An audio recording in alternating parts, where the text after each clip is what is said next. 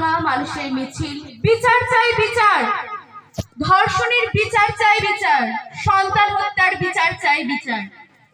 বিচার পেল বিলকিস। 11 জন ধর্ষণকারী, নাটকীয় নির্মম কারাবাস। চোখ থেকে জল ঝরছে 3 সন্তানকে হারাবার বেদনায়, নিজে ধর্ষিত হবার যন্ত্রণায়। বুকের ভিতরে হৃৎপিণ্ড মিনিটে 100 বারেরও অধিক স্পন্দিত। তবু তার ঠোঁটের কোনায় কোনায় হাসির ঝিলিক, সে আনন্দিত। দেশের বিচার ব্যবস্থা বিকিয়ে যায়নি।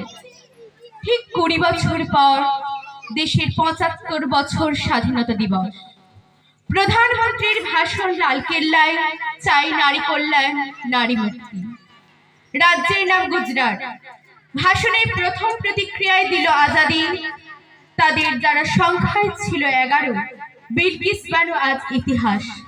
যারা ছিল নির্মম ধর্ষক আর নির্মম খুনি, তারা পেল আজ আজাদি। তারা পেল ফুল চন্দন মালা।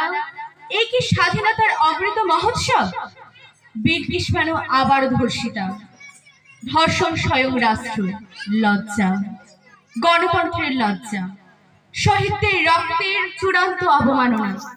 ধর্ষিতা চাপা আর্তনাদি বলে, আমাকে বিনা ভয়ে বাঁচতে দেওয়া হোক। ভারতবাসী হতবাক। গুঞ্জন উঠেছে দিকে দিকে সীমান্ত পেরিয়ে মার্কিন মুলুকে।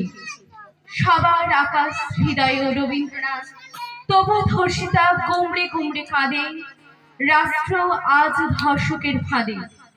হায় চেতনায় রজনী, আজ তোমার চেতনায় বাণী ব্যর্থ পরিহাস।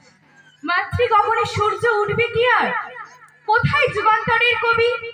তুমি কি এসে দাঁড়াবে না আসন্ন ঘোর অন্ধকারে ওই মানহীনা ধর্ষিতা সন্তানহারা জননী দ্বারে? তুমি বলো মিছিল চলবে, মিছিল, মানুষের মিছিল, মহাসাগরের জলের স্রোতের মতো মানুষের মিছিল, বাঁধ ভাঙা মানুষের মিছিল। বিচার চাই বিচার। নমস্কার।